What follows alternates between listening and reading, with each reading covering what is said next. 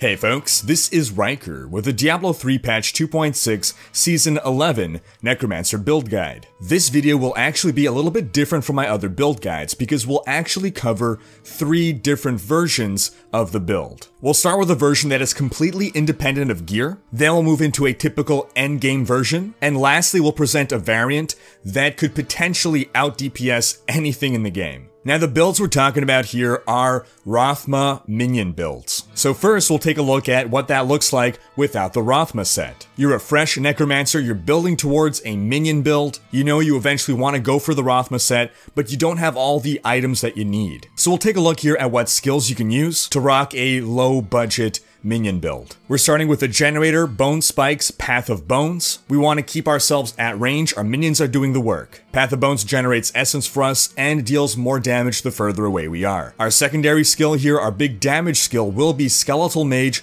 Singularity. Now a regular Skeletal Mage costs 40 essence and deals 400% damage. Singularity will instead cost you all of your essence and make the mage deal more damage for every point of essence that is spent. A regular skeletal mage for 40 essence deals 400% weapon damage. Whereas a singularity mage, if you're dumping your max essence baseline, which is 250, that's before any gear that makes you go above and beyond, including passives, then you're spending 250 essence to deal 3,500% damage. In other words, the Singularity Mage is more essence efficient and gives you more bang for your buck. If, however, you'd rather have more mages out and you feel that your mages are actually dealing too much damage, then you can go with Skeleton Archers instead. But that'll really just become a speedrunning option. Next, we'll want Devour Cannibalize. This will be our corpse skill. Every corpse will give you back some essence and some health as well. We're also going to take Command Skeletons with the Frenzy rune. This is what's going to give us our baseline army. Frenzy lets the skeletons deal a bit more damage, making them more useful and making you a little less reliant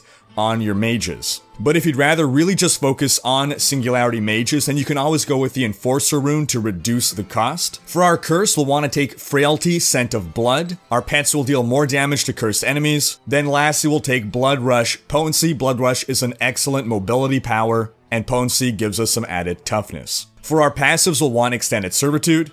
We want those mages to last longer. We'll take Overwhelming Essence. Even if you're not going with Singularity, Overwhelming Essence just gives us more essence to play with. We'll take Spreading Malediction, which makes us deal 1% more damage per cursed enemy, up to 20 cursed enemies, so bear that in mind and make sure your enemies are cursed. And we'll take Fueled by Death, even though it's bugged right now and doesn't let us go above the 25% move speed cap. Again, this is for when you have not geared yet, when you don't have a lot of paragons, so odds are you're not at your 25% move speed cap just yet, so you could go with Fueled by Death. Otherwise, you can go for another passive like Dark Reaping, Commander of the Risen Dead, or even just Final Service. Alright, now we're going to move into our fully geared variant. So from the build we just covered, you'll want to work your way towards this build if you're going to stick with a pet build, a minion build, and want to go with the Rathma set. As you're doing your season journey, you could be getting your Rathma set. So use those pieces to try to segue between the build we just went over and the build we're going to outline now. So with the Rathma set, we're looking at a set that revolves around minions. We're actually not going to make use of the 2-piece bonus here, we're not working Army of the Dead into this. But the 4-piece bonus gives us more toughness every time our minions are attacking the enemy.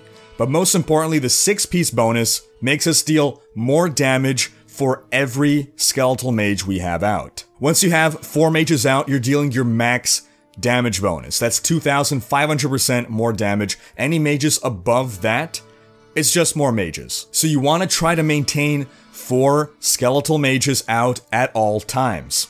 If you're using Singularity, that means sometimes you're just gonna pop a Singularity even at low resource just to have another mage out. A critical item for this build that's gonna be really helpful is the Circle of Neluge's Evil Ring. This lets you spawn 2 mages at once and it makes them last longer. This makes Singularity even better because now you're getting 2 full power mages for the cost of 1. And it's going to be really easy to maintain those 4 mages with the Circle of Neluge's Evil. Now for our weapon and offhand, we'll want to go with the Jesseth set. This makes your minions deal a bunch more damage while your command skeletons are under their active effect.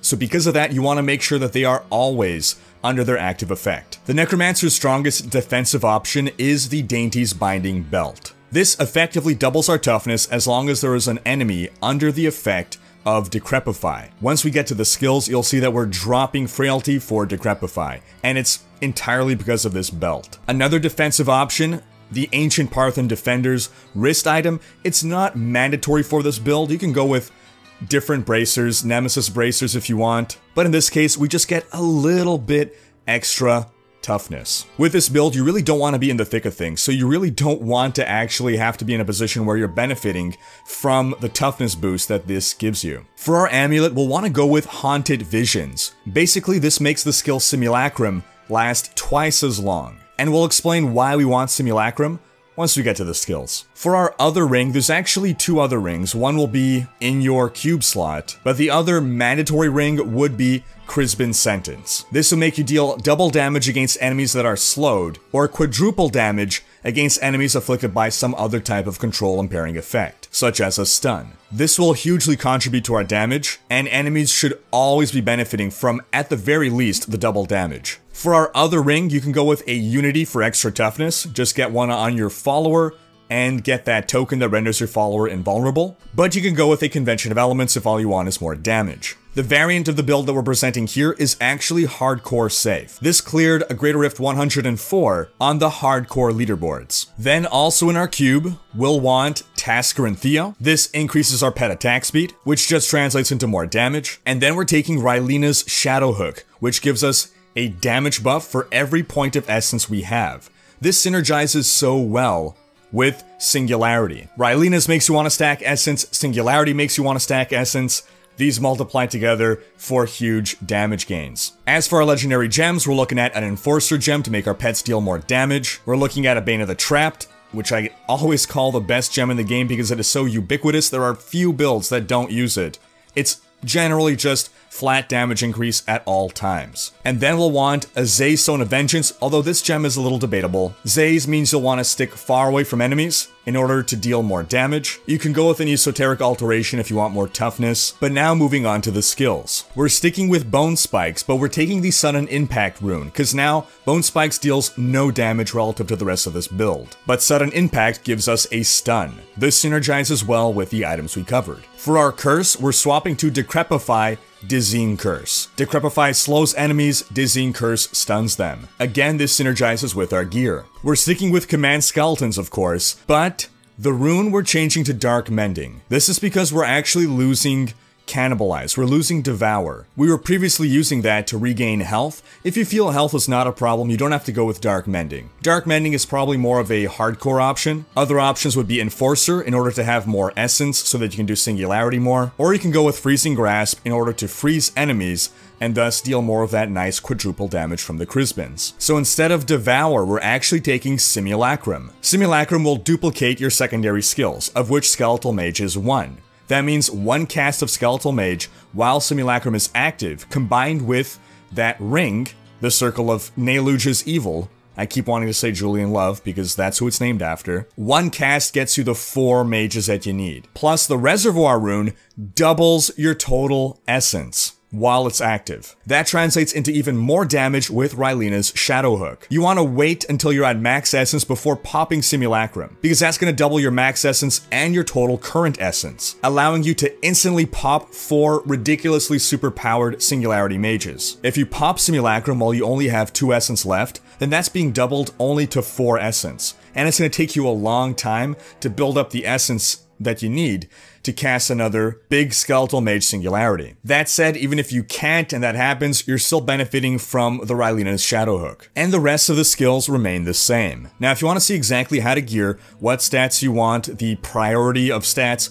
on equipment, I'll have a D3 planner link in the description below, because now we're going to move on to the variant of this that could potentially out DPS anything. This is a build variant devised by a member of our community named Recramorcen, and it really pushes that Singularity damage as far as it could possibly go. I actually much prefer this build's playstyle to the playstyle of the regular Rathma, but it does rely on Land of the Dead, and I know that a lot of people aren't too happy that so many Necromancer builds are reliant on Land of the Dead. Now for this build, you want to get as much cooldown as possible. In this variant, we are going generatorless. We are losing Bone Spikes and replacing it with Devouring Aura. this will now be the only way that we generate essence, by consuming corpses. Now you might ask, well, how does that work? How do you get corpses to begin with? That's where Land of the Dead comes in. We are dropping Blood Rush and instead taking Land of the Dead Frozen Lands. With Land of the Dead active, you can generate corpses at will. Devouring Aura will just be automatically chewing up corpses. We're going with the Frozen Lands rune because that just freezes everything. That's a good 10 seconds of everything on screen frozen. The elites, the champions, those will unfreeze after a few seconds, but everything else is just stopped dead in place.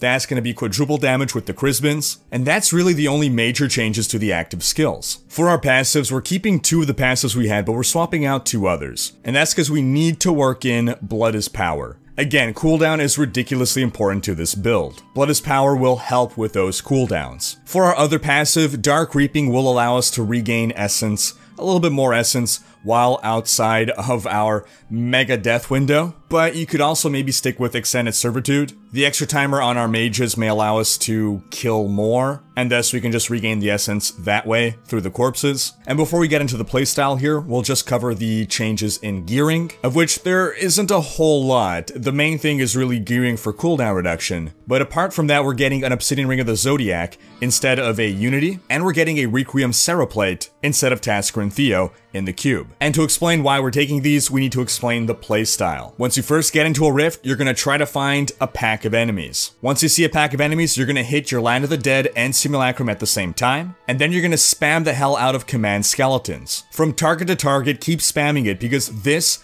triggers our Obsidian Ring of the Zodiac. This will reduce the cooldown on our next cast of Land of the Dead and Simulacrum. Our Devouring Aura combined with our Requiem Cereplate will make us regain ridiculous amounts of essence. If you see the gameplay here, you see how quickly, basically instantly, I'm going from 0 to max, 0 to max, 0 to max, allowing me to spam a ton of Singularity Mages. We're taking the Enforcer rune on command skeletons so that we can spam it. And the playstyle basically tries to cut the time between our Mega Death window down to just about nothing. The damage output of this is absolutely ridiculous, but it does rely on certain things aligning. Bad luck could really mess with this playstyle. Again, we'll include a D3 planner link in the video description for you to take a closer look at this build. And that wraps up this video. Leave a comment with your thoughts. Do you want to go with a Minion build? Thanks for watching. Special thanks to my Twitch and Patreon supporters for making these videos possible. If you enjoyed this video, please share it, check out these other videos,